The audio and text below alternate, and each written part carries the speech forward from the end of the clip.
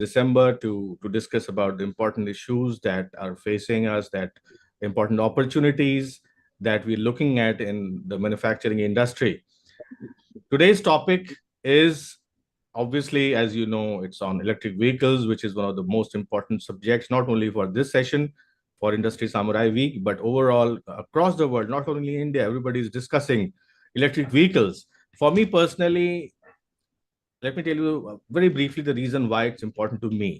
I believe that the world is undergoing the phase of electrification 2.0, is what I call it.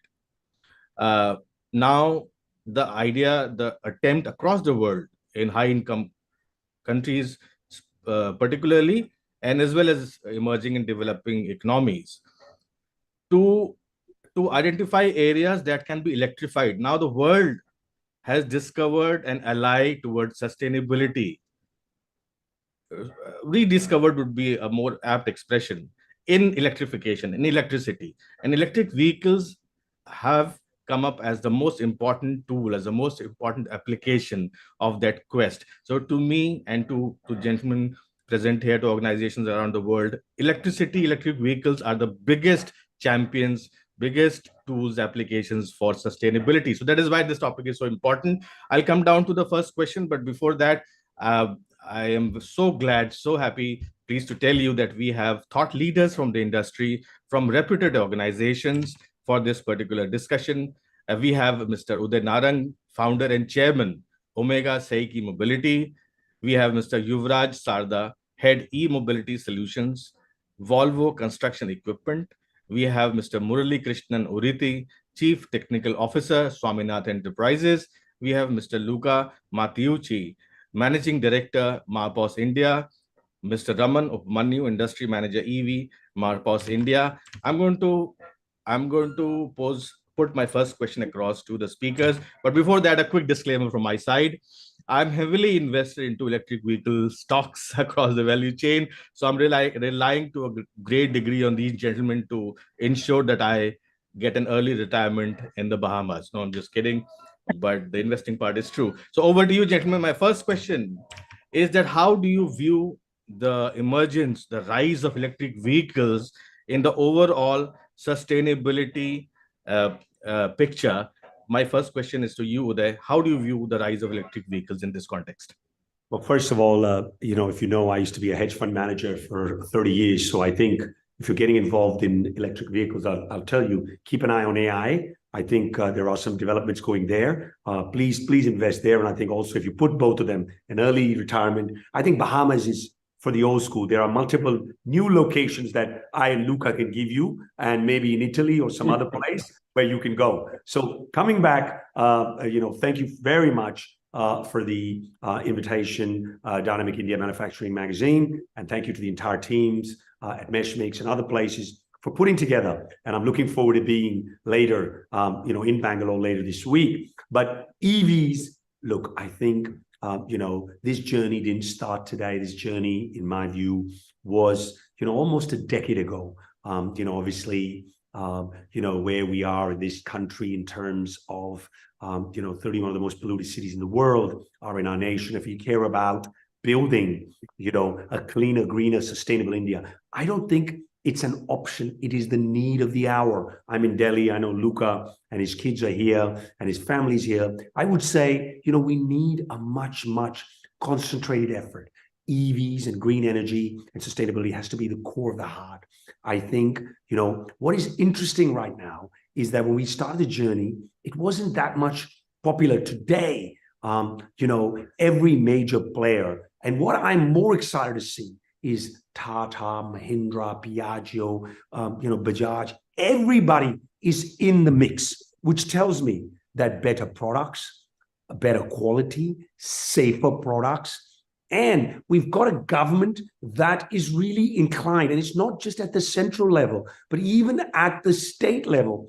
Every state, the state of Tamil Nadu, the state, Delhi is talking about even canceling, trucks, have to go electric by 2030. Punjab is there. Karnataka is leading. So I think, the opportunity and, it started with EV, but I think there are multiple other opportunities, whether, we're working, I'll tell you, in January, I'll be able to show you something on a hydrogen. We'll do 400 kilometers on a single charge on a three-wheeler, and then we work on trucks.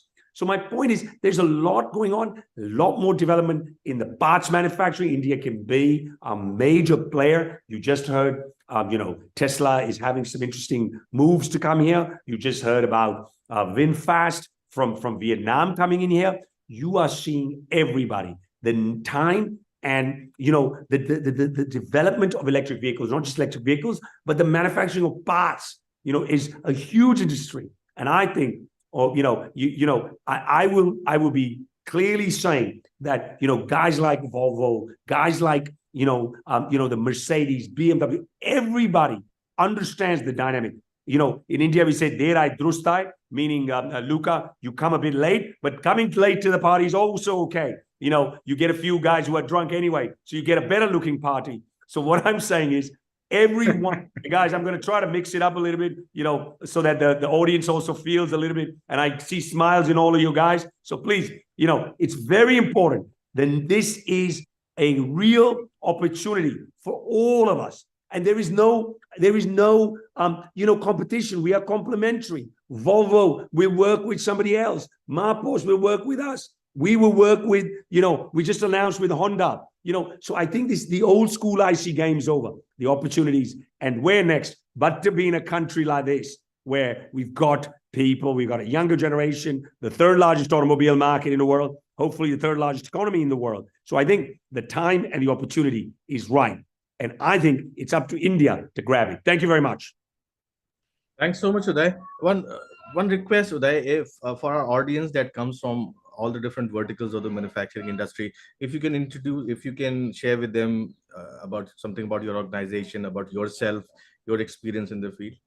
I'm so used to talking about the ecosystem. I never promote OSM, but yes, my name's Uday Narang. I'm the chairman and founder of Omega Seki Mobility. We are one of the major players. I don't want to talk about leading. All my competitors get a bit upset. I am one of the major players in the market. We have been a very significant player in the three-wheelers. We are focusing also again in the two-wheelers, and the trucks, which I'm most excited about, is something that hopefully, in the next year, we'll be able to see many, many more on the ground. We've got an ecosystem of, powertrains, batteries, motors. We've got dealerships across the country. I'm a disruptor. You're never going to let me go. You're never going to see me go away. I'm going to make sure that better products and better quality and safer products come to this country. And I'm going to force all the big boys and girls to put even more money into this game so that we can make an India which is cleaner and greener. Wow, thanks so much for that optimistic note, Uday. Murali, over to you about the question and about yourself, please. Yes, Anand. Yeah. Hello. Thanks, Anand, and your team, first of all, to inviting me on this. And very nice to see Uday's strong talk on this EVs. And I'm so I'm also passionate about this industry from a long time. So it's like hair raising scenario. Okay. So just to introduce myself first quickly, my name is Murali, and I am the Chief Technical Officer of Swaminathan Enterprises Private Limited, based in Chennai. We are electric motor manufacturing company. We manufacture for domestic appliances as of now, and air conditioner motors and BLDC motors for air conditioners and washing machines. And coming up, my plan down this year is to getting into EVs soon, because my experience has always been into EVs for the last 20 years. As you told, like electric revolution 2.0, it's basically exactly true, because I have seen that 1.0 rising up, going down, again coming up, So I've seen the Yo Bikes scenario, then coming back to almost like 100 to 120 companies were there at that time during 2010 time, and it gone down to almost like four or five companies like Ampere Vehicles, Hero Electric, and all. Then coming back, I was in China for 5 years in Shenzhen, working there. During that time, I have seen the growth of EVs in China as well, and also India as well. And now India is in a different, it is not like 1.0. 1.0's main loss, the reason for that is the after sales service is a big issue, because after service is a big issue because of the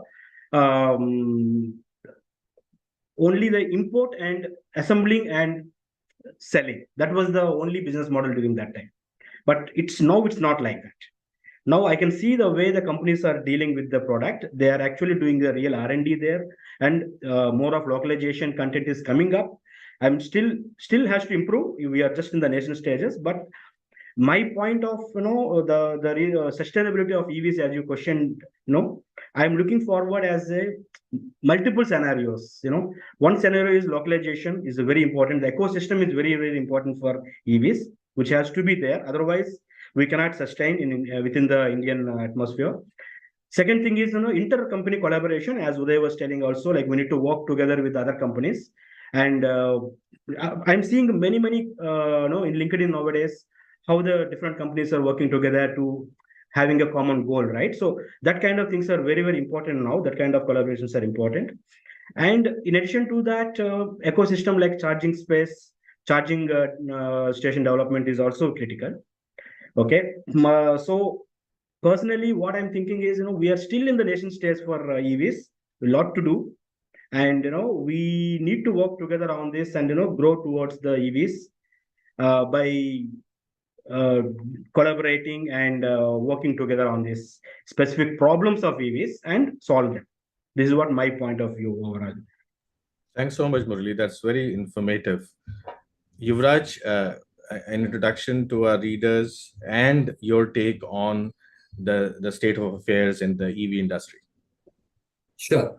Thank you so much, Anand, Mishmax, and everyone who's organized this forum for us to come together and share our views. My name is Yuvraj Sarda, and I look after electromobility business for Volvo Construction Equipment. Basically, just to give a bit more introduction about Volvo Construction Equipment, it's part of the Volvo Group, which makes buses, trucks, and construction equipment. And then there are many more smaller businesses that Volvo is part of. But here what we are trying to do as a construction equipment division of Volvo is we are trying to transition this industry to the future. And future is what you see in my background. That's the future of mining, where you will see autonomous electric haulers, which are going to be, and while I say this future, but this is future for India, this is something operational in Europe right now already. So just to share a bit more about Volvo as a group, Volvo is spearheading the transition of heavy duty commercial vehicles and equipments to electric. We've so far as a company deployed more than 4,000 electric trucks globally. And these are all medium to heavy duty trucks, and several hundred electric buses, and more than 1,000 electric construction equipment. As an organization, we are trying to basically transition the most impactful segments to electric. Now, coming to the Indian perspective, I have been fortunate to see this journey of India's transition on electromobility from 2012, when a National Electric Mobility Mission Plan was launched, and there was a plan to electrify to a certain extent by 2020, which was then further substantiated with FAME scheme and stuff.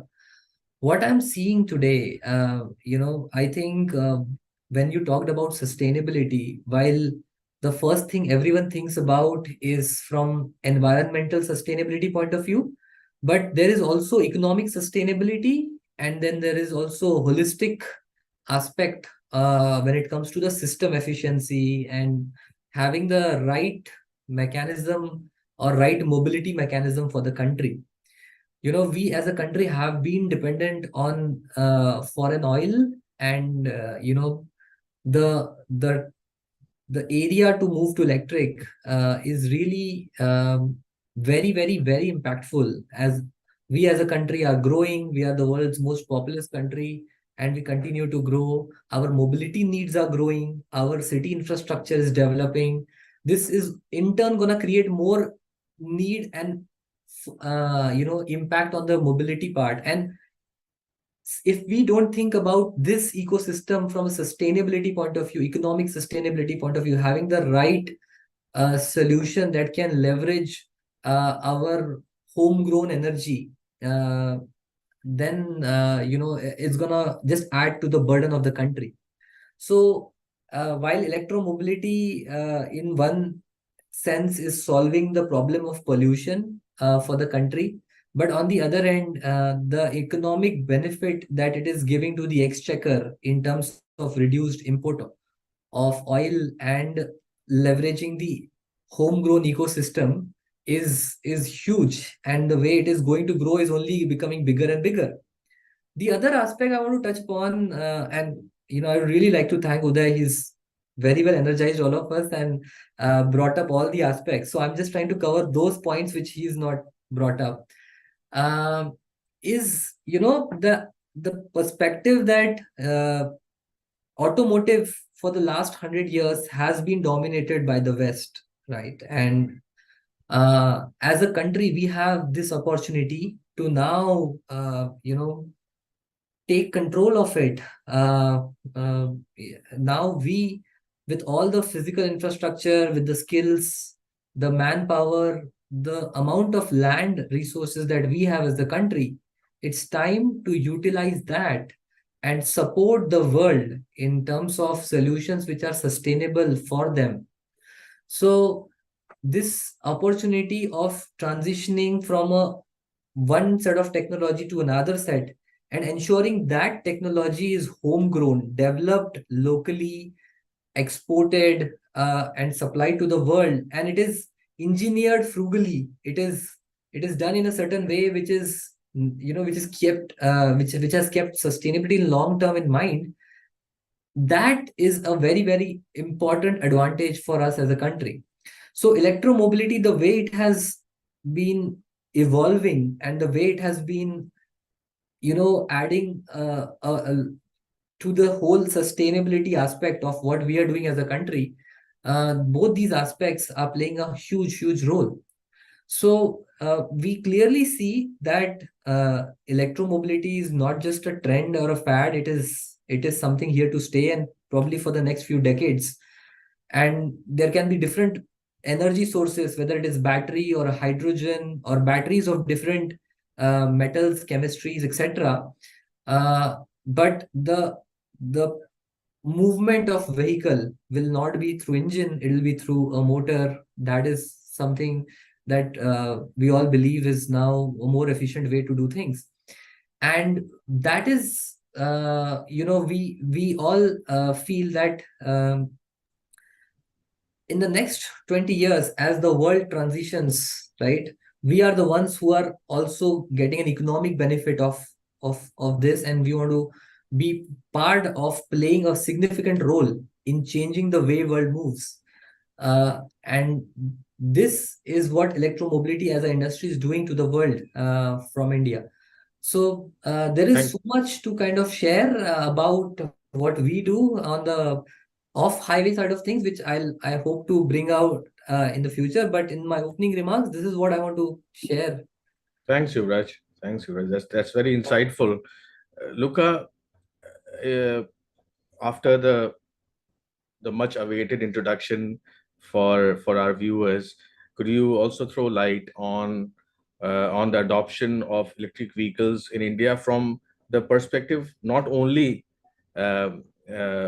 domestically, but also from the standpoint of let's say a high income or a developed country and region like Europe, where the adoption rate is far greater and has happened earlier than it has happened in this part of the world.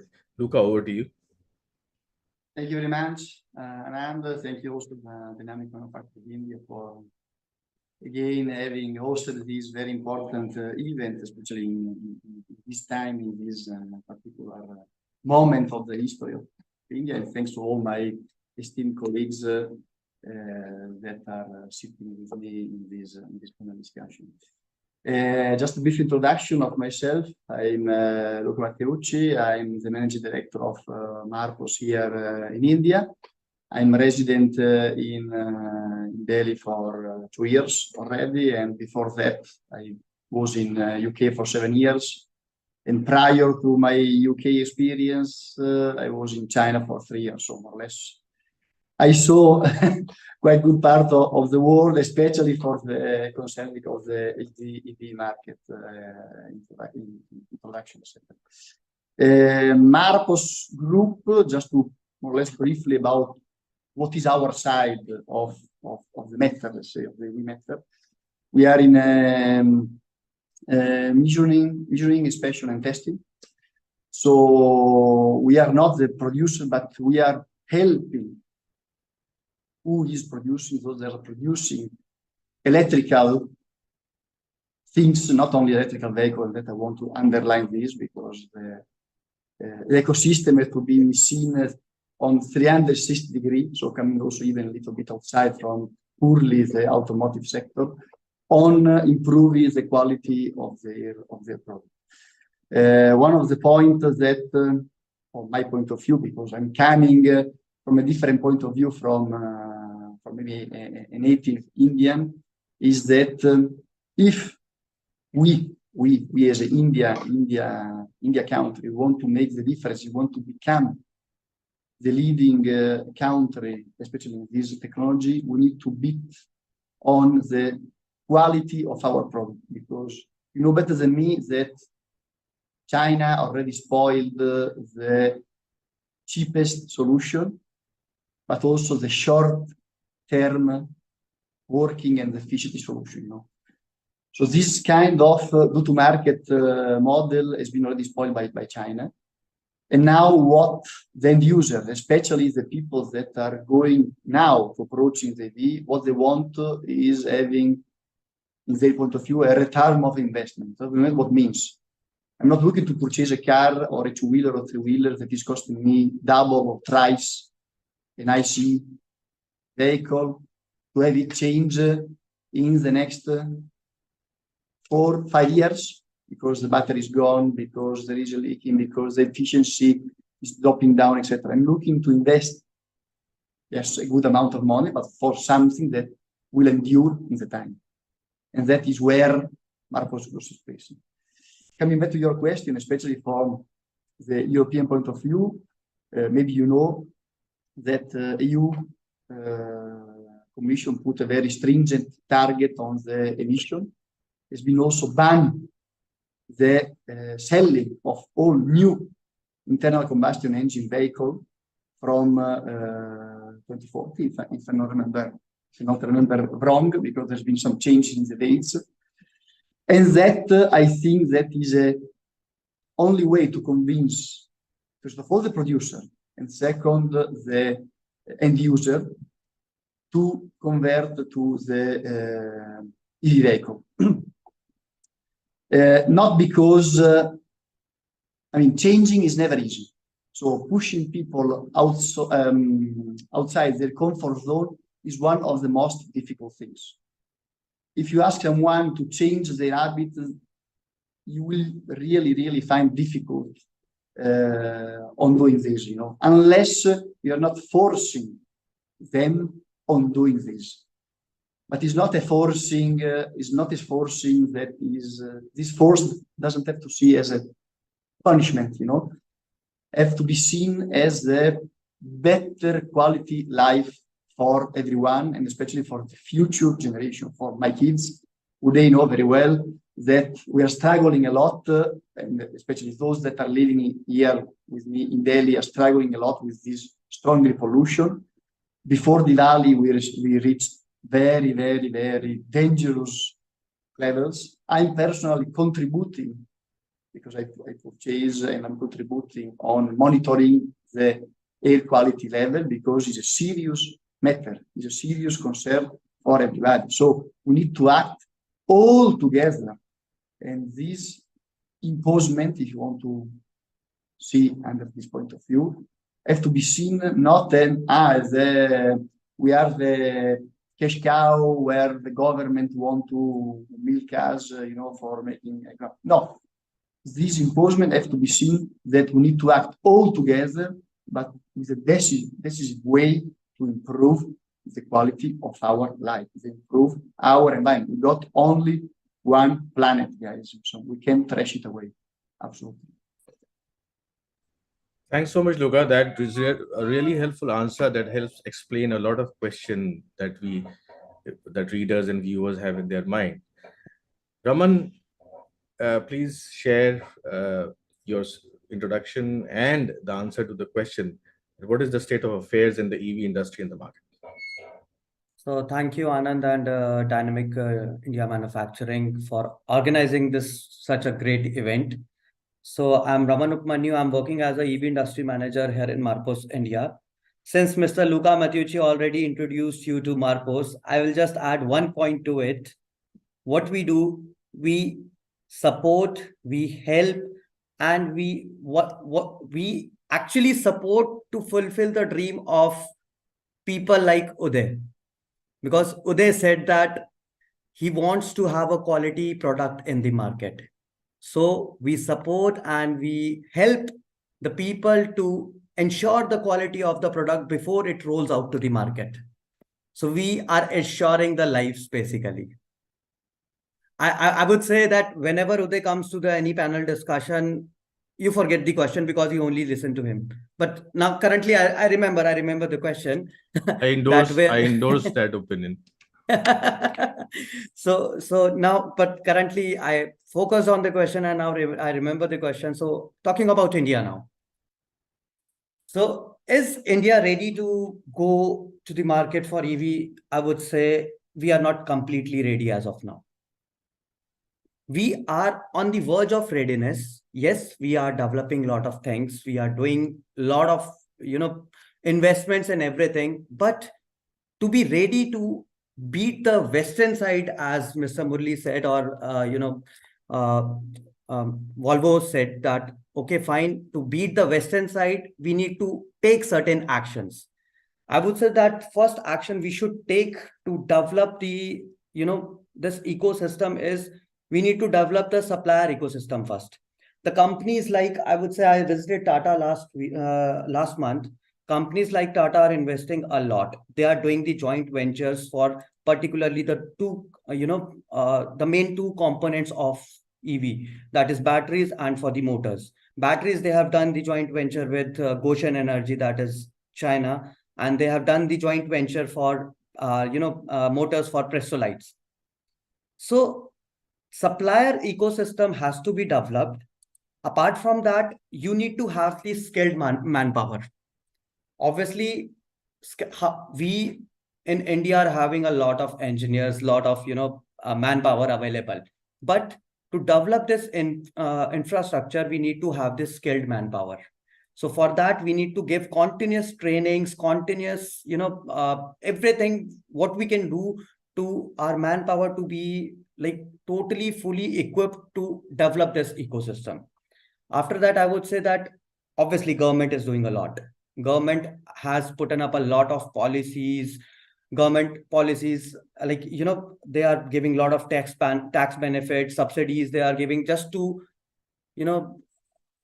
be ensured that, okay, fine, this has to be done within year 2035, 2040. Government has an aim to, have this adoption of at the rate of 49% CAGR till 2030, but that is not possible. If I would say that is like very difficult task for us, but yes, we can do. I would say that collaboration and with support of all of the people, we can achieve at least not in 2030 but in 2040 some of the amount. Thanks so much, Raman. Now we come to one of the most favorite parts of this conversation and the others, and I'm sure it is the same for you gentlemen as well, and it is the market. Now, early this year, gentlemen, I did a back of the envelope calculation. I took some numbers from the Ministry of Transport and looked at the total number of vehicles that are on the road that are operational in India. and looked at how many electric vehicles, what is the share of electric vehicles that are actually there being used by the owners and the users. So the adoption rate, or more precisely, the market share of electric vehicles in operation came to be something around 0.5%, which is not very inspiring, to say the least. The adoption, now there was an Arthur D. Little report about the adoption rate of the country, and it said that it is at a low level of 2% for now. And but the reports were enthusiastic, saying that by 2050 it will reach the level of 50%, but that is some way to go, and that is incumbent on a lot of factors, including the regulations, the state of the ecosystem, and such like.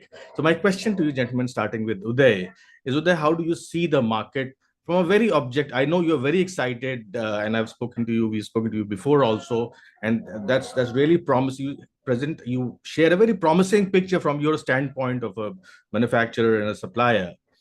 But what is an objective view of the present and the future of electric vehicles from a market standpoint in India? And I think I'll answer that very, very clearly. And I love that question. Rome wasn't built in one day. In India, we want to build 10 Romes in one day. Unfortunately, we want to be on the moon, and we want to look, being on the front lines here right from day one. So we had no financing, had to put my own financing company now financing charging infrastructure.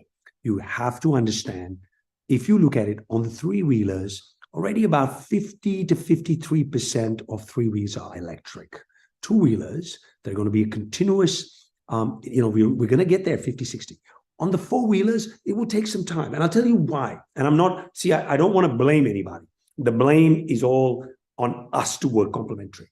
The AI 156.1, the AI 156.2, continuous delay in payments of subsidies. The government has been a little bit like this on a lot of things, right? I think, the policies are good. If one person blows the red light, doesn't mean we're all there. I think, the ecosystem wasn't there. I think you will see I will tell you, the change is there. The change needs to come. There's an inflection point. I think in three and two-wheeler, the TCO model is already there. I think on the four-wheelers that where you talk about, it will take some time. We need the ecosystem in terms of charging infrastructure. The biggest problem today, if you asked me 2 years ago, the biggest problem was financing. Today, financing is not as big a problem. What the issue is, it's charging. Because it's like going to a wedding. You've got the groom, but the bride's missing, right? I mean, we're going to just dance by ourselves. So the charging infrastructure has to be there. Obviously, you cannot compare what is happening in US. Uncle Joe writes checks on electric or green energy like no tomorrow. In EU, it is very different. India is never going to be like this. Now, I do believe, and I firmly believe, and I continue to put my money where my mouth is that three and two-wheelers, which are the major part of this country's system, will be electric. Now, four-wheeler commercial is definitely going to be, moving towards it. I think the number of green plates I see in the cities is, whether you go to Delhi, Mumbai, Bangalore, but I think where the real war and where battle lines is where, continuously I'm spending, it's tier 2, 3, 4 cities where the 1.2, 1.4 billion people live. And I think a concerted effort, I do think that, I'll tell you one question. I have no shortage of people wanting to buy vehicles. I'll give it like that. Right now, the question is making sure the supply chain, making sure the infrastructure, making sure the service centers, making sure all of this. If you really got to think, and don't take me wrong, Bajaj was going to have a few people for oats of 2 years ago. Now he's promoting EVs. So you are seeing, it hasn't been that long, about maybe maximum 3 to 4 years in this country where we really start. I mean, Piaggio, Mahindra was there, but all the big boys and girls just started coming in, right? So it takes, I mean, on the buses side, you know, on the commercial vehicle side, also there has been some, you know, on the bigger vehicles, there's no FUBs, there's no FAME subsidy for trucks even now, right? So I'm telling you that the market is, I definitely see, you know, India Macau, you know, what happens is until you win a gold medal, nobody knows anybody. You know, now that boy from Haryana who's like a rock star, who's in, you know, who's taking pictures, you know, all the girls love him because he won a gold medal. So I'll tell you, this conversation of ours, I know one thing. You know, Luca, my brother said, I got 2 boys and 2 kids here in this country who are breathing this air. I don't care. I think the market is here. I think the products and the price is very price sensitive. Marpo's boys would say, whenever they meet me, I said, I'm very price sensitive because the customer is very price sensitive, right? So what I want to say is that I think this conversation 2 or 3 years down the road will be different. At least I believe so, at least where I put my money in my mouth is. And I think the demand is, but at a price, and I think, you know, the price sensitive. We came up with trucks. They were 15 lakhs. Some other guy comes in with an 8 lakh truck to give you, you know, to give you 150 kilometers, air conditioning, airbags. Nowhere in the world you can do that. So we went back to the drawing board. So look, I do believe that there is a smaller market, but I'll tell you what, how long has it been? The ICE market has been forever. So if you look at it, compares apples to apples, I'll tell you what, 10 years later, then we'll talk. But I think if you can't survive in this game, if you just focused on round A, B, C, D, which I don't see anything wrong about, this takes some time and it takes some effort. At least I'm in for the long haul. I got no place to go. I left Switzerland. I'm here. So I'm just going to stay here. I got no other place to go. So I'll keep working on it. Thank you. Great. Very well put, Uday. Now, a related question, Uday, and I'm going to ask this to other gentlemen as well. See, the market, as you rightly put, and of course, the proof of the pudding is in the eating, as they say.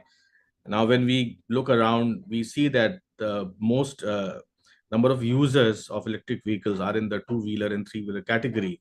We are seeing delivery boys, for example, adopting it with great fervor. We see in tier 2, tier 3 cities, you know, people who are driving auto rickshaws or who are pulling, actually, that is something really heartening for me to see. They have people who were operating these manually pulled auto cycle rickshaws. They have taken to e-vehicles, which is a great thing for me to see. So these are the markets, these are the target consumers, is what I'm trying to get at today, is that 2-wheeler, 3-wheeler segment. This is the part where the real potential of this market lies. Now, do you see, now this is the meat of the question, is that do you see the automotive companies, the OEMs, the suppliers targeting this part of the market, orienting their products in a way that they make this segment of the market more aware of the product? This is where the real spark of the revolution lies, so to speak. Uday, over to you. I'll tell you what, I've been trying to push passenger 3-wheelers into Mumbai. The unions are, even though the TCO model works, they're fighting it. But I'm going to keep fighting back, right? We'll make it force. I was in Goa just now. Goa, they don't want, you know, to bring electric vehicles. I think the 3 and the 2-wheeler, the TCO models are clearly there.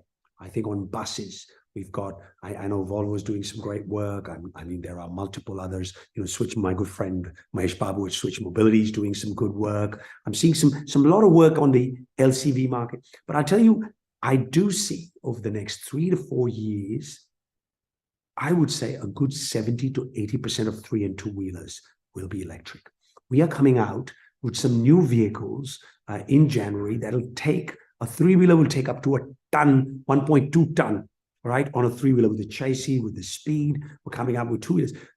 So my point is, yes, I am seeing every one of the OEMs have clearly felt that this is something that has, and I'm telling you, if you go, and I keep saying, in the 2-wheeler space, Honda and Hero are the two big players. If you look at the market, look at what TVS has done, right?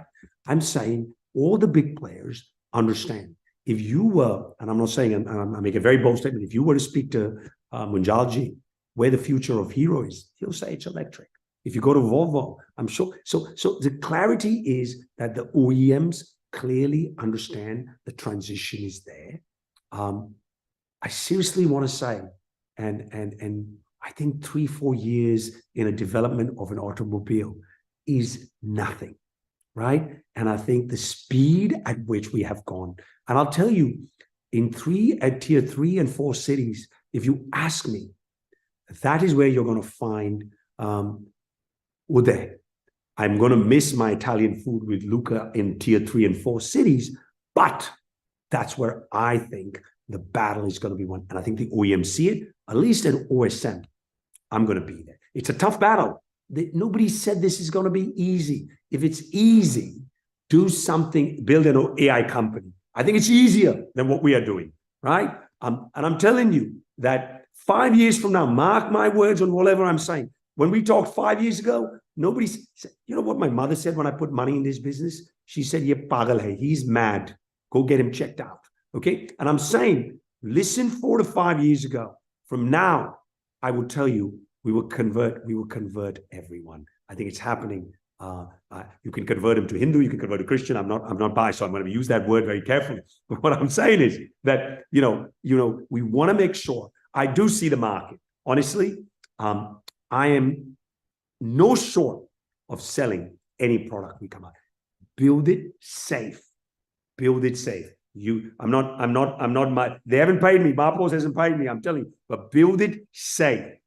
I keep telling you, in the name of round ABCD, please don't put products out there. Don't do this, because it could be your sister and it could be my mother. It could be anyone. We have to build for the long term. That, I think, now enough OEMs at the bigger level, I clearly see them understand. The question is, how do I make them push for better products and a mass products? You have been at China. Lucas had been, Luca had been in China. The other gentleman at Volvo has been in China. I think when you build the ecosystem, the key part is building ecosystem. The state of Tamil Nadu is building the ecosystem. We got to build this. I was just, talking to the UP government that the Yogi ji needs to build an ecosystem in UP. They got to be building in Madhya Pradesh, and they got to be building it in Orissa. I'm pushing. Hopefully, these elections are going to be over very soon, and we can get back to work in making this country cleaner and greener. I'm saying a lot of controversial things. I hope I don't get hammered for it, but I'll just say what I have to. Right? Absolutely, Uday. You are in the right place, and you put your money in the right market, Uday, because we need your involvement and more such crazy people in this market to take this to the inflection point. And as you know, Uday and other speakers, that when Indians take to something, they take it to with a festive spirit, and that once we reach that inflection point, then suddenly we'll see a greater rate of adoption. Murali, what is your take on the Indian market, and what Uday said about the ecosystem? What do you feel about that, as well as the fact that in addition to the ecosystem, the intent of the buyer, the interest of the buyer, how to magnify that in terms of the right messaging, in terms of the right awareness? Murali, what do you? Yeah. So my perspective, the question what you asked, there are three points I just want to divide it. Like, first one is about product level. Product level, we have still the product level, the issues are there in terms of range and safety issues as of now. Okay, we are talking a lot about the EV fires, and also the range is not sufficient for the required range of the customer expectation. So these things are still having a problem. Okay, so these things has to be solved in terms of product, and that is where the next level ecosystem where how do we develop the products in terms of efficiency and make the vehicle in higher efficiency level, and get the better range, and get a better battery technology coming up, better motor technology coming up will be this is onto research and developments. side, Then coming up, one more thing is after sales service. So nowadays we see a lot of chaos in social media, like electric vehicles are having problem and the customers are keeping it online now, and companies are reverting back, but somehow there is a gap between customers and expectation and companies response on that, and that is also creating a new issues basically, that is also one important thing will need to be sorted out, solving the customer's problem immediately. In my view, this kind of issues can be solved only when the street level repair companies also get into this particular point, particular, after the service network. That is the main solution which I am proposing myself from long time, but it's not happening right now because of technology issues. I know that, but it has to be done. How the Maruti or how the big companies like, they train their dealers frequently. They spend money to train them, and then finally they make sure the customers are happy for it, right? So that has to be done. This is what the important point, what I wanted to highlight that from my side. Coming back to the infrastructure point of view, as already Uday has been talking on many points on that. Coming on to the charging infrastructure, still we have, for example, there are 10 companies, we have 10 connectors, the 10 types of connectors, 10 types of protocols of charging and all. So we need to standardize those chargings. So then only, like, as a customer, if I go anywhere on the road, on a highway, I can go to any point, I can just connect it out there and I can charge it. So that is the main issue I can solve. The range anxiety issue can be solved in a different way. One thing is in terms of working on battery technology and all. Other thing is ecosystem development side. Okay, coming up to the localization topic, for example, supplier ecosystem, what I was just talking to you earlier also. That is the main thing, which I wanted to emphasize here, because, we have supplier ecosystem still not growing. Okay, we are major portion we are importing as of now, even the batteries, even the motors. So that is where, as a supplier of motors for my side, even I should be working on in terms making it more reliable, more cost effective as well, to fight with imported motors as well. For example, motors, because my product is motors there. Okay, so that is the one thing which I need to. In addition to that, for example, in motors perspective, if I wanted to manufacture motors in India, I wanted to have a hub motor with the aluminum die casting. Where do I go? I just need to go get from China. I don't have any other option, at least in India right now. So I need to invest on a huge tooling for that. Even the suppliers may not be ready for doing that for me. So these issues are there which need to be tackled out. So what I see, Tata is starting up right now in a better way, at least not in a specific to EV components, but at least they are working on a common platform kind of idea, which really I appreciate that, where almost 80% of the components, the same Tata electric Nexon cars, for example. So they're just using the same platform. So they're reducing the cost in that point of view. And specific to EVs, they're importing or they're manufacturing is the secondary point. Okay, so this kind of things, all companies has to adopt and make sure the products are more reliable, more cost effective as well. And finally, I wanted to tell, like, as we go back again to electrification 1.0 to 2.0, as Uday was also telling, wait for 10 more years, we will be in that, we can see how the things will be going. Exactly, I am with that point as well. The reason why is electrification 1.0, when we saw it was, steel lead acid batteries were ruling at that time. Now people are we are changing into lithium ion batteries. The reason is nothing but purchasing power. That is the main important thing, has also been added up now. Okay, adding to the community as a whole. So coming up next 10 years, the purchasing power will be more, technology understanding will be more, and people's thinking towards the sustainable environment will be more also. So those all will be pushing to the next level, and I am fully positive about this particular transformation as well. Personally, I think I answered your question, or anything else you can ask me. There is one slightly something that has been playing on my mind, and I'd request other gentlemen also to respond to this, is that, the marketing, the demand side. I see that the same fervor and exuberance that we've seen in the past. If you remember the Bajaj ad, Kuch Baat Hai, and Fevicol, Asian Paints and Tata Ka Namak and things like that. So although they were not obviously technological products or not some great revolution happening over there, but companies used to attach a pan-India sentiment. They used to be very excited about these things that are going to bring change. Now, if you compare that sentiment, the pan-India sentiment, and see that the technology of batteries, that is energy storage and electric vehicles, all these things are so pivotal for our progress into the next century. The energy storage, for example, I mean, last week Elon Musk was on this podcast of Lex Friedman, and he said that electricity is the only industry where you have no option for buffering, for storage. You have to produce electricity as per the peak demand. So that's crazy. He said, even now we do not have any solution for energy storage, and that's where batteries come into picture. So batteries, electric vehicles, they are so important for our technological advancement, and yet companies, government authorities, regulators, these guys are not talking in such excited terms.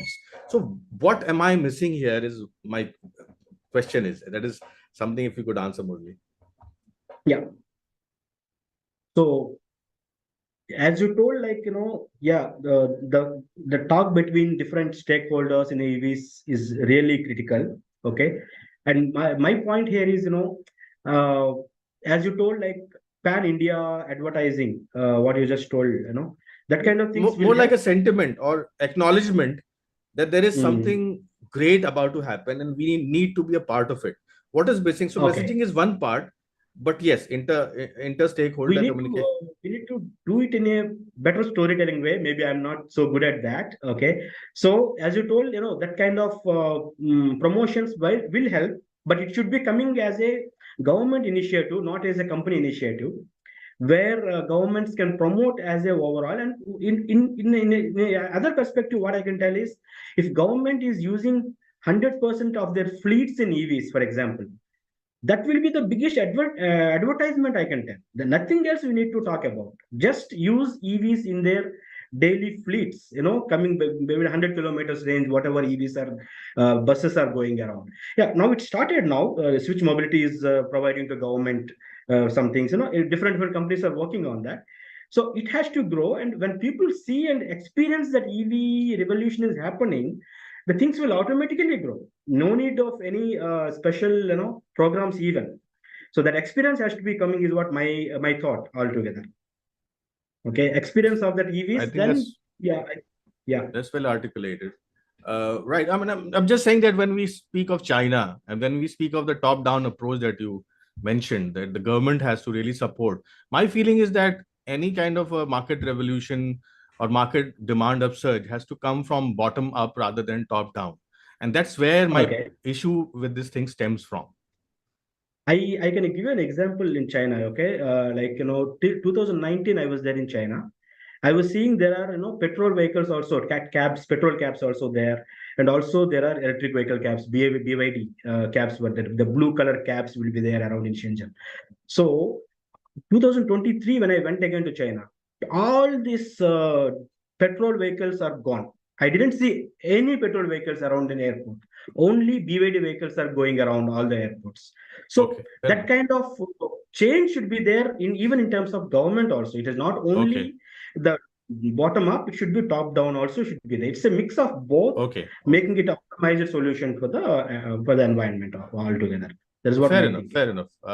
So not to rob the time of other speakers, my only issue with that, to put it in a better articulated way, that we are seeing this as an infrastructure issue rather than a product issue. When we talk about infrastructure, then top-down approach is needed. Luca, your views. I'm so sorry we stressed this discussion. Please, Luca, your views on this. Yeah, I mean, this time I'm speaking not as a producer, but as an end user, because I have an electric vehicle. So now I'm reversing the side, so I'm sitting on the other side of the table, and I say yes. First of all, there is a perception issue if we'll call like this. And one of the first is where are the charging points? There are enough of charging point, and if I'm finding now that I'm going on the highway and I got 10% battery left, I'm sure that I got the charging points near me where I can stop. At the moment, for my first experience that I got, the answer is no. So, I mean, I'm charging my car at home. For my lucky, I got enough charging kilometer.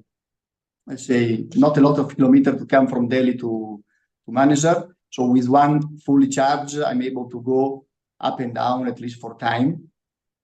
But if I have to say, if you ask me, are you confident to take your car and go, I don't know, to Jaipur or to, I don't know, see the Taj, etc. Honestly speaking, my answer would be no. My answer would be no.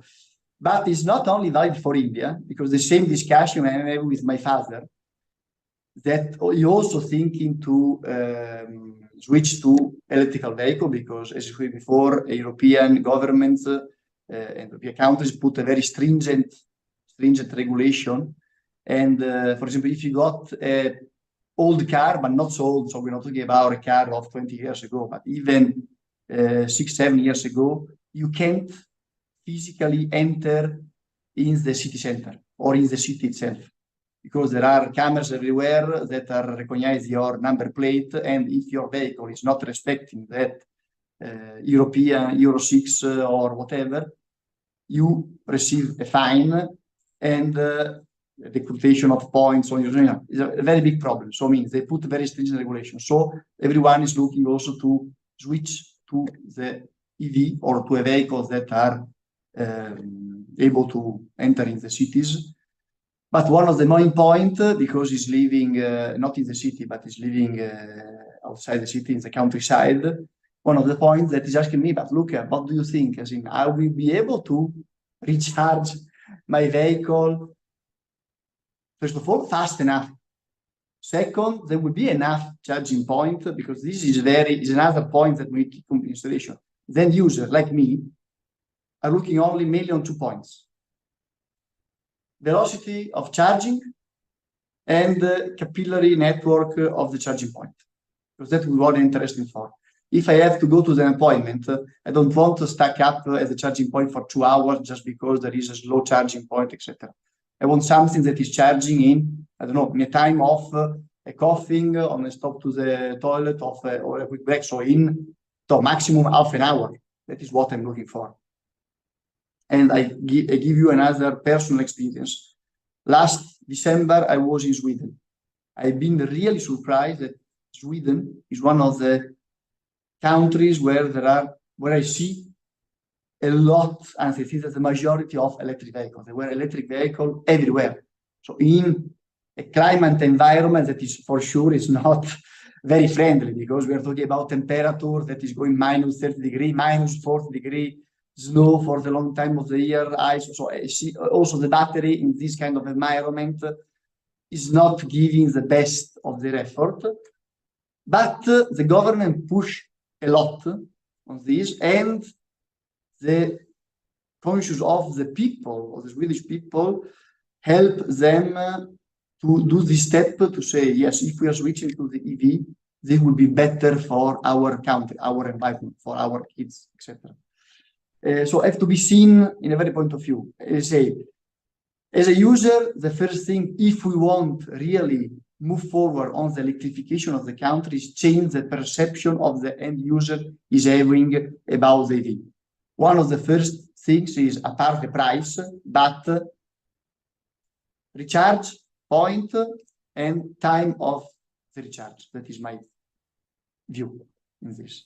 Thanks, Luca. I appreciate you taking up the perception part of the puzzle, and that's something that I have been trying to understand. That if we have to push a product or a solution top down, and regulators have to do it, the government has to do it, and it's happening in Europe as well. I mean, Norway, which is one of the biggest adopters of EV, has some regulations that have helped increase adoption rate and a side, and that's been a side effect of the Russia-Ukraine war as well, that Europe is now more conscious about increasing its dependence on electric vehicles. So obviously, it takes some sort of a push for people to realize the importance of a technology for sustainability. So I get that point. Thank you for explaining it so well.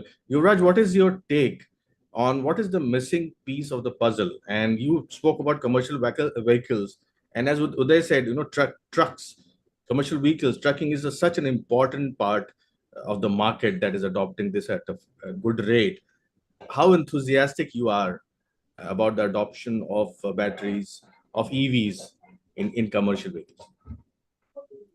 So see, Anand, when it comes to in electrics, there's a thumb rule, right? The more distance you drive, the economics against an electric starts to become better, right? So when it comes to truck, these are commercial these are commercial products. They are meant for high utilization, which is a great start for considering that for electric, because with electric, you would want an asset which is highly utilized to be able to amortize the cost of battery faster. With trucks, what challenge is that we see is, to be able to package the amount of battery which is required for truck to meet its operational requirements. And in that, there is now segmentation being done. When it comes to trucks, there are applications identified. Especially one simple application is a middle mile application for e-commerce companies. There are hub-to-hub transports where the trucks are running from one hub to the other and then doing back and forth. So this is a very, very easy use case where you take two hubs, you do, back and to and fro, and you can actually deploy chargers. You can have an optimized battery for that route and actually make the TCO better against a diesel truck. Right. That is one aspect of it. The other aspect of truck is, when it comes to the diversity that they need in terms of being able to do different terrains, being able to do different climatic conditions, being able to do very, very long distances. So those require slightly more level of robustness and slightly more sophistication in terms of thermal management, which are the ones are also adding to some level of costing in terms of having a truck or a battery for an electric truck. So basically, if you look at from applications which are easy to do today to the application which are the most diverse applications, there is a clear, you can say, area where electrification is seen as a solution for trucking. And then the rest of the area is actually being solved through other means. Could be hydrogen, could be, CNG, could be some low emission fuel.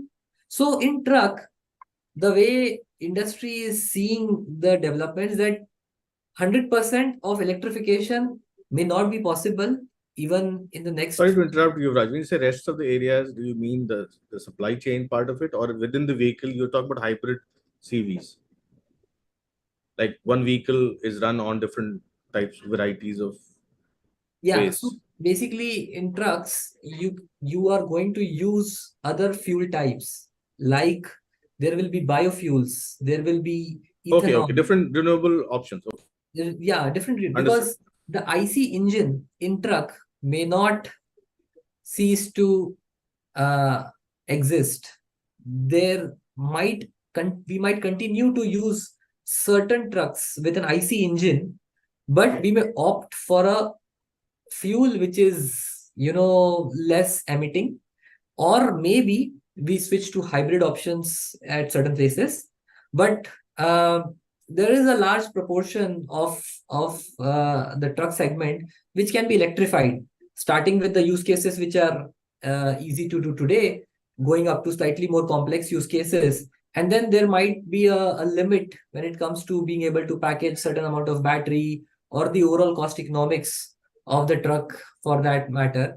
And that's where you start to look at other solutions like hybrid or alternate fuels as well. Which one are you personally most excited about? Electricity or other types of renewables? See, when it comes to personal, choice, all you want that truck as a segment, which is very highly emitting because of the usage it has, it requires a zero emission solution.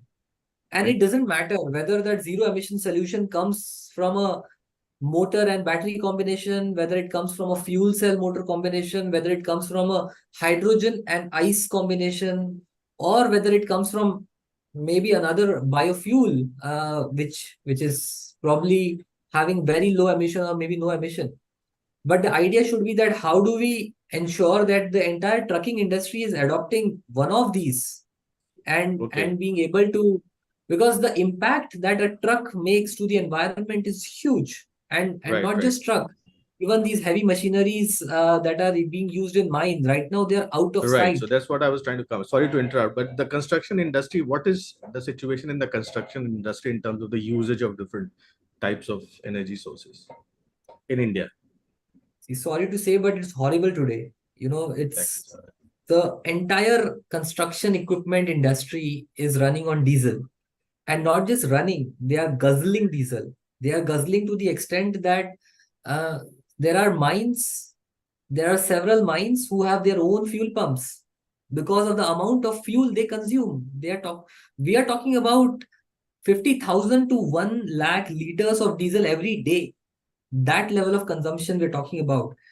And given I've spent like 10 years in 2-3 wheeler industry, and when I've come here this side, and I was like, gosh, what I was trying to, look for efficiency. I'll in what interrupt has- you. I'll Yes, interrupt- yes. I'll tell you what's going to change. And sorry to, I'll tell you, and mark my words, guys and ladies and gentlemen, the battery costs are coming like this, right? 30% of the cost. And I'm going to come back to what you were talking about. Why is there such a low level? The costing of the entire, if battery costs drop, in my personal view, by 30 to 40%, if powertrain cost, which I do see, drop 30 to 40%, I'll tell you, ICE game will get affected in a big way. And it's happening and it's coming. Sorry, I interrupted in that. And in the No, mining, it was important. Absolutely. this is something that absolutely is going to happen. The battery, I can give you a shout out. The power in EVs, battery and powertrain are the major part of the costs. You cut that by 30 to 40%, we're there.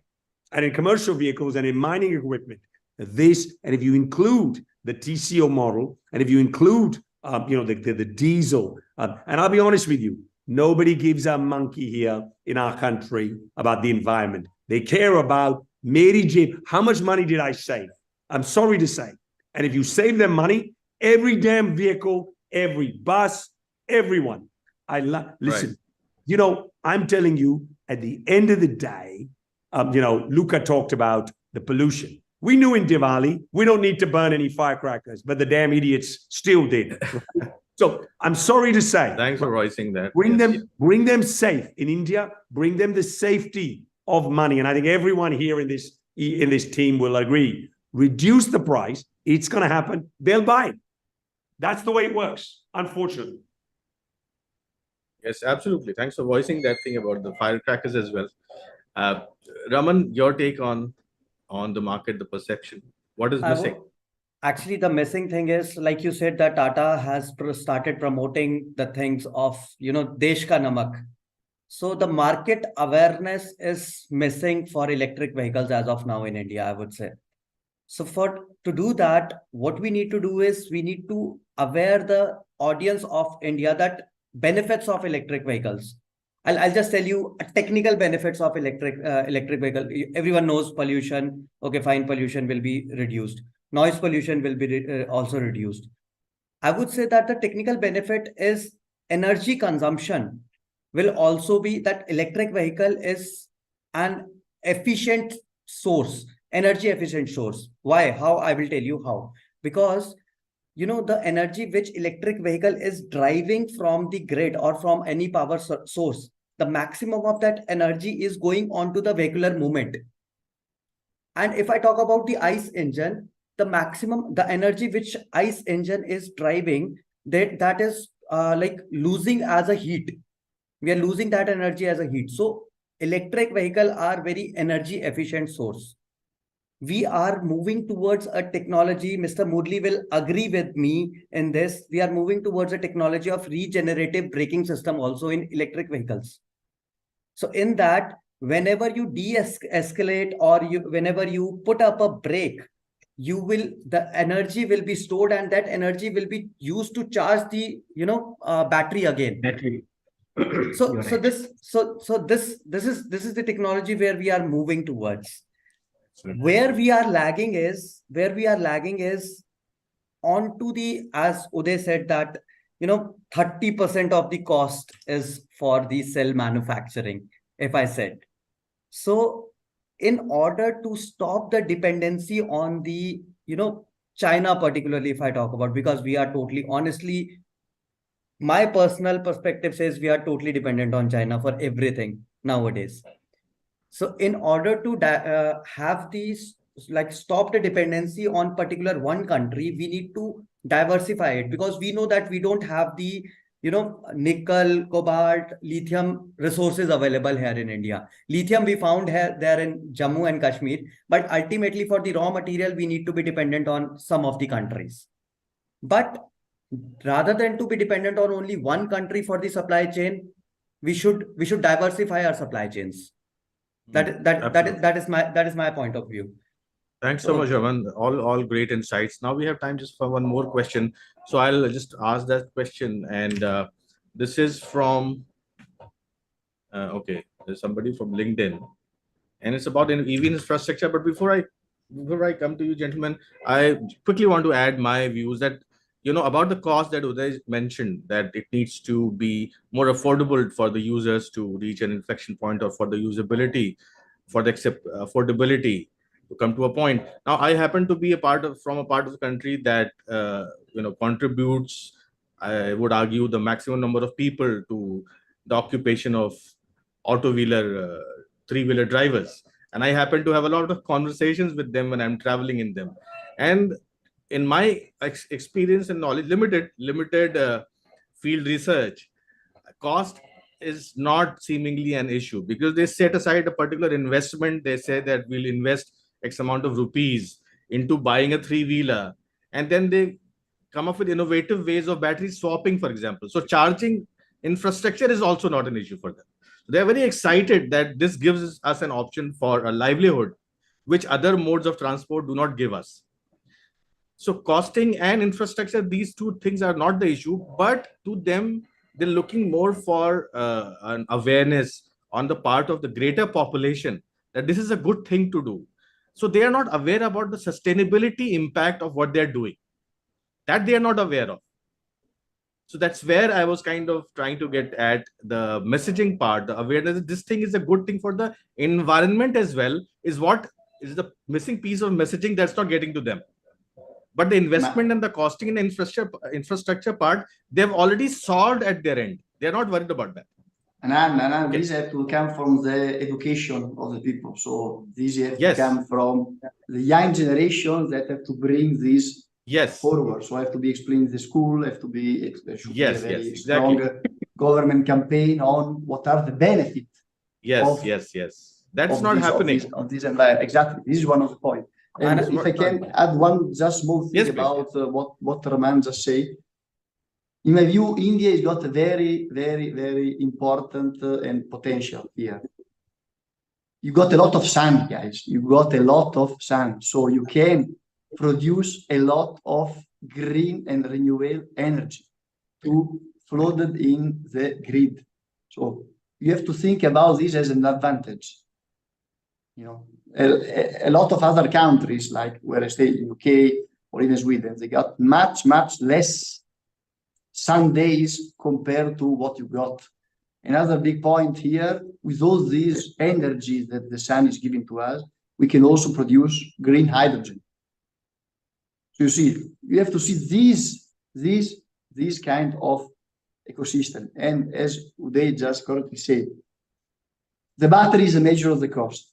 So we have to invest also in the research and development of new kind of batteries. I know that someone is trying to develop the sodium batteries or solid state batteries. This is another good point. If we are able to diversify the source of energy, lithium battery, sodium battery, solid state battery, etc., you know, the average market price will go down because there is more offer, and due to the market Great behavior, point. So that's yes, Luca, please carry on. due to the market behavior, you know, you having more offer, the price will go drastically down because we give to the end user the choices based on their also most utilization of the vehicle, you know. Now, my last question, which comes from Anand, I just want to add one point over here. yes. Just my question to non-EV segment people, that why there is no market adaptability for EV currently. It comes to my mind right now. If I ask a person who is not at all aware about the EV to establish a charging station, will he do? No. Why? The reason why he won't establish a charging station is because he will think that what I will do the whole day, no one will come over here. And it's a vice versa thing also. Being a buyer, if you'll ask me to buy a EV vehicle, I will not buy. Why? Because I will think that there is no charging station. So what we need to do is we need to have the marketing campaign to see how we can promote the sales of the electric vehicle, how we can develop this ecosystem. Because so awareness is a big part yes, of the puzzle. yes, Thanks, I would Aman. say. So our last question to all the eminent panelists is, Anand, you're on mute. sorry, speaking of awareness, I went on mute. All right. So the question is that mining of raw material for EVs, and particularly EV batteries, of course, leaves a very high carbon footprint. Are EVs truly sustainable? That's a question that's being asked a lot. Uday, your take on this?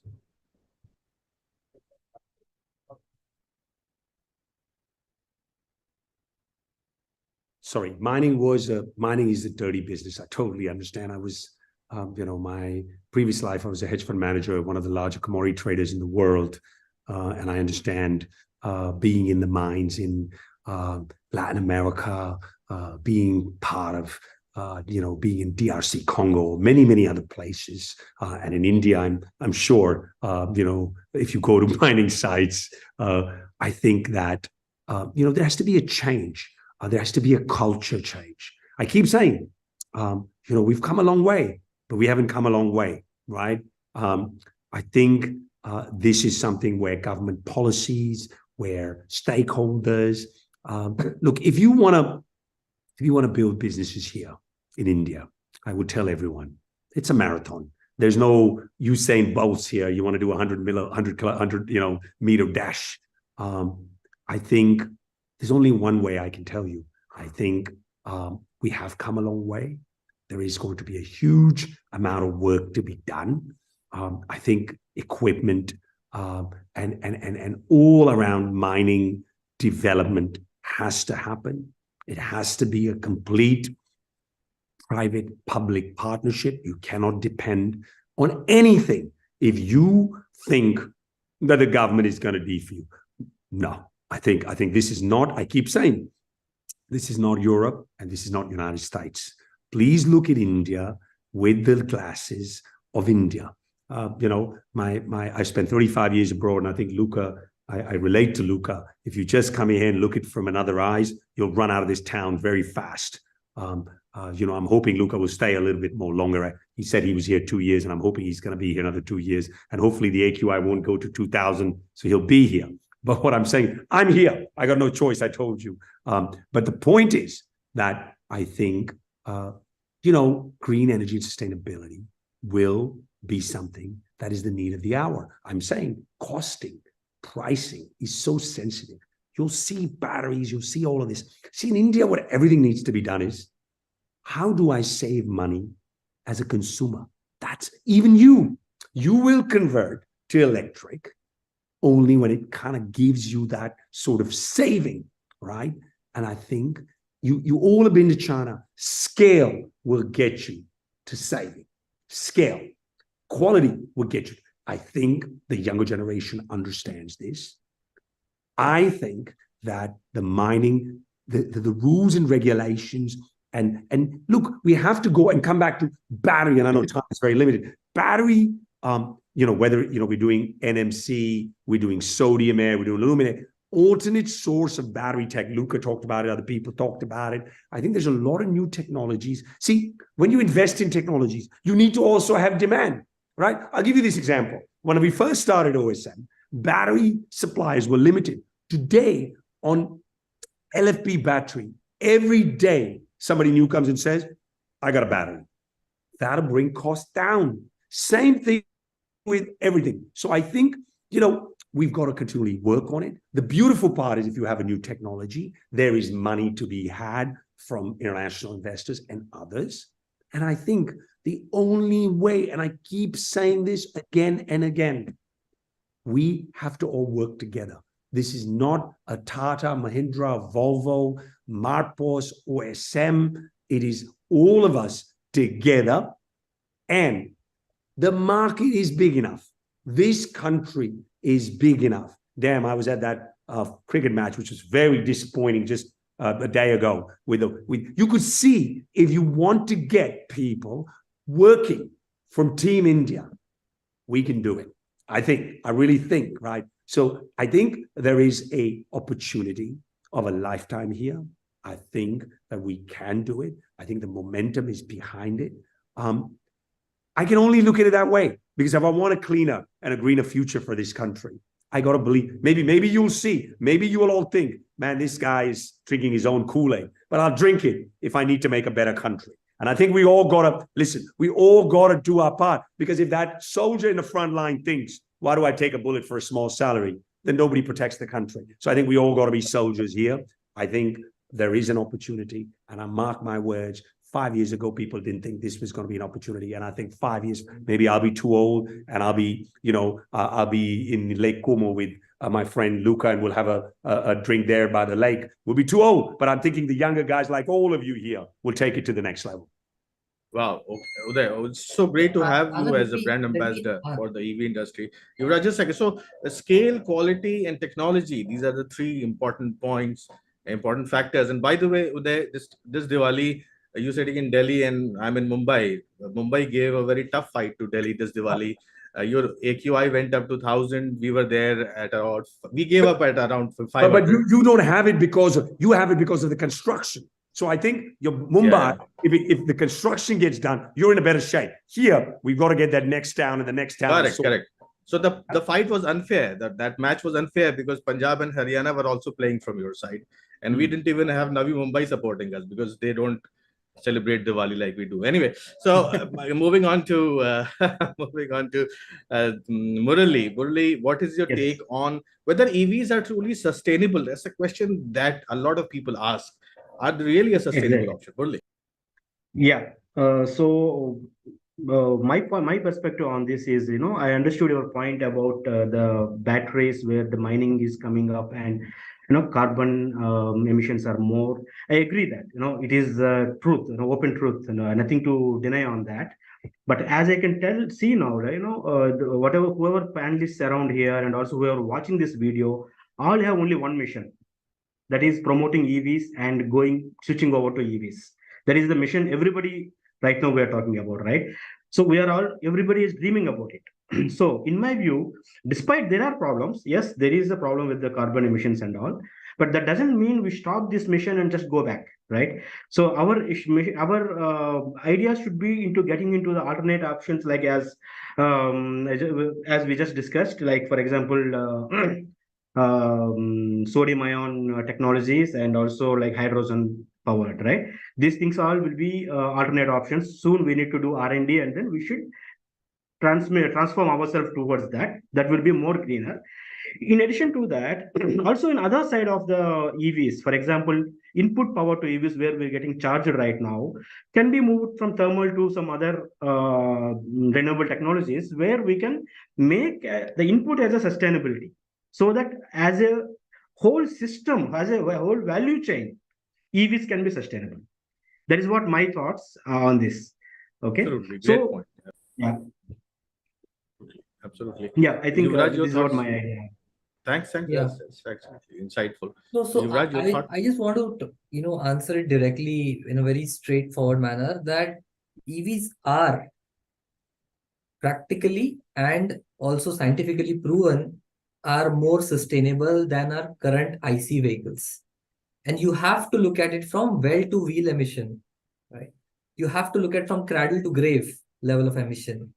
The emission that is caused by, an oil well in terms of getting oil extracted, then getting oil refined, transporting the oil, getting it to the last fuel pump, including the inefficiencies of a fuel pump, getting into the vehicle, then the 17% efficiency or whatever, 30% efficiency, the rest of it going into all different kinds of noise pollution, air pollution, vibrations, etc., heat, etc.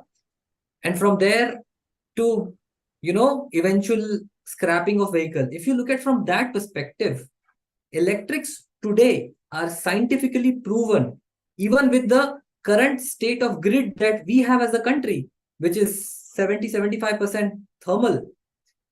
With that also, it is lower emitting. So what we are doing, we are moving from a most inefficient state to a slightly more efficient state. And when we shift our grid to solar, we become to an even more efficient state. And when we shift from lithium to sodium, we become to an even more efficient state. And then likewise, right? So there is a clear direction that we as humanity has taken in terms of moving from whatever state we are to a slightly more efficient state.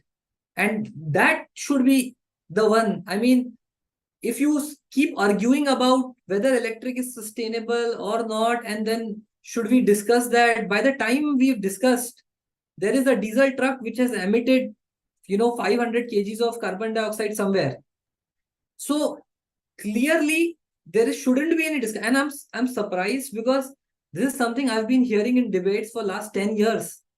And look, in the 10 years, we have gone from where to here in terms of the scientific evidence is available. Still, we are questioning this to ourselves. Absolutely. You've articulated it very well. Lovely. Head Lovely down response. and work on this. I think Absolutely. idea is find out which is a better efficient. How can we find a more sustainable battery? How can we get fossil-free steel? The steel that you see in that, hauler in the back of my picture is actually using fossil-free steel. Extracting steel, mining steel, even if you use electric vehicle, it is such a carbon emitting process. So you have to look at the whole value chain and cut all the parts and look at each part of the value chain and see what is the more efficient and more sustainable way to do the same thing. And great response. Electric is the way to it. Absolutely. Thanks so much for that fact-based, informative response, Yuvraj. Really appreciate that. Luca, your take on whether EVs are really sustainable? No, my view is I'm absolutely in agreement with my colleague. I don't think that there is nothing to add on this. The only thing that I want to again put on the table, as Yuvraj just said, that are 10 years that is listening this debate between are really sustainable or not, is because we are going back to my opening point. Pushing people out of their comfort zone is one of the most difficult things. We are born, we've been grown with the IC engine. So it's something that we know, we perfectly know. So it's easy. Who now haven't seen or doesn't have a car, So I mean, everyone is used to see ICE engine in two-wheeler, in three-wheeler, in four-wheeler. So pushing them out of their comfort zone is one of the most difficult things. And as Uday said before, here, guys, we are in front of the marathon. It's not a 100-meter fast track, It's a marathon, or maybe it's an Ironman, not a marathon, maybe it's an Ironman, even more strong. So yes, it's sustainable, but again, we need to push on the young generation or educate themselves on what is meaning the sustainability, to build a 360-degree sustainable ecosystem, starting from the energy generation, helping the mining, because if I have a furnace, this furnace can be alimented with the coal, but have to be alimented with the electrical energy. And how I can making it sustainable using 100% renewable electrical energy, you know. So it's an ecosystem. It's only purely a matter of education. Is matter of Thanks. Thanks so much, Thank you, Luca. man. Raman, if you could wrap up your answer in a sentence or two, we have gentlemen But yeah, waiting for, for another meeting. Yes. for a moment, I just thought Yuvraj just got into my mind and said whatever I wanted to say regarding this sustainability thing. My say in this is right. Sorry yes. to interrupt. Just a second. Murali, I believe you have to go for a meeting. Yes, absolutely. Please feel free. No issues. Yes, please feel free. Raman, please complete your answer. Yeah. So Murali, I- thanks so much, Murali, for staying.